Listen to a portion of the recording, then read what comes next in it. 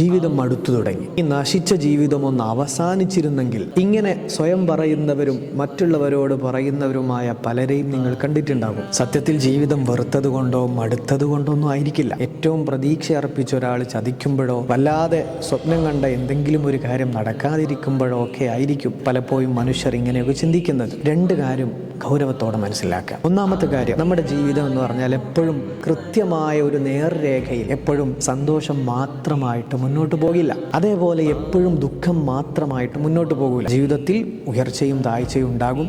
ഇത് ലോകത്തെ മുഴുവൻ വിജയിച്ച മനുഷ്യരുടെ ലൈഫ് സൈക്കിൾ എടുത്തു കഴിഞ്ഞാൽ അവിടെയൊക്കെ നമുക്ക് കാണാൻ പറ്റുന്ന കാര്യമാണ്. രണ്ടാമത്തെ കാര്യം, ഇത്തരത്തിലുള്ള മാനസികാവസ്ഥയെ നമുക്ക് ഒരു പരിധി വരെ രക്ഷിക്കാനുള്ള ഒരു ഒറ്റമൂലി എന്ന് പറയുന്നത് പ്രാർത്ഥനയാണ്. സുബ്ഹിക്ക് മുമ്പ് 2 റക്അത്ത് തഹജ്ജുദ് നിസ്കരിച്ച് റബ്ബുമായിട്ടുള്ള ഈ സംഭാഷണം നിങ്ങളുടെ ഹൃദയത്തിൻ്റെ ഉള്ളിൽ പുകഞ്ഞുകൊണ്ടിരിക്കുന്ന നിങ്ങളുടെ വേദനകളെ നിങ്ങൾക്ക് പരിഹരിക്കാൻ പറ്റും.